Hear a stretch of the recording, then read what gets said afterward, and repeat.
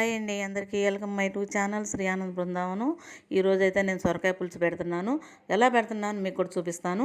ఇప్పుడు నూనె కాగింది, తాలింపు గింజలు, ఎండుమిరపకాయలు, చిన్నులపాయ రెబ్బలు 4 కొట్టేసి కొంచెం ఇంగ వేస్తున్నాను.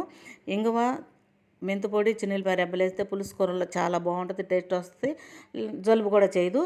ఉల్లిపాయ పచ్చిమిరకాయలు వేసాము, అవి ఏగుతున్నాయి. అవి ఏగేటప్పుడు సొరకాయ ముక్కలు కూడా వేసేద్దాము. సొరకాయ ముక్కలు వేసిన తర్వాత కొంచెం కలపెట్టి కొంచెం ఉప్పు, కొంచెం పసుపు వేద్దాము. కొంచెం పసుపు వేసి సరిపడా కారం వేయాలి. సరిపడా కారం వేసుకొని కొంచెం కలిపెట్టి కొంచెం వాటర్ పోయాలి. ఆ వాటర్లో ముక్క ఉడికింది అనుకోండి, కొంచెం ఉప్పు కారం ముక్కకు పట్టిద్ది. కొంచెం కొత్తిమీర, రెబ్బ కరివేపాకు కూడా వేస్తే ఇంకా టేస్ట్ ఉంటుంది అనమాట, ముక్క బాగుంటుంది. ఆ వాటర్ దగ్గరకు వచ్చిన దాకా మనం ఉడకనివ్వాలి. ఉడుకుతుంది, దగ్గరకైతే వచ్చేసింది. ఇప్పుడైతే పులుసు పోస్తున్నాను.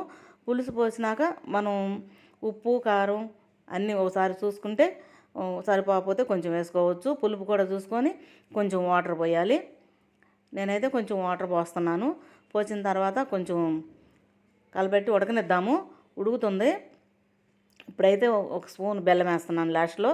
బెల్లం వేసిన తర్వాత దగ్గరకు రానిద్దాం పులుసుని. చాలా బాగుంటుంది అనమాట. ఇలా చేస్తే మీరు కూడా ఇలా ట్రై చేయండి.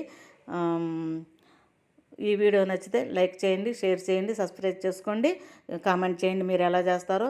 తప్పకుండా మీరు ట్రై చేయండి, అందరూ చూడండి తప్పకుండా వీడియో.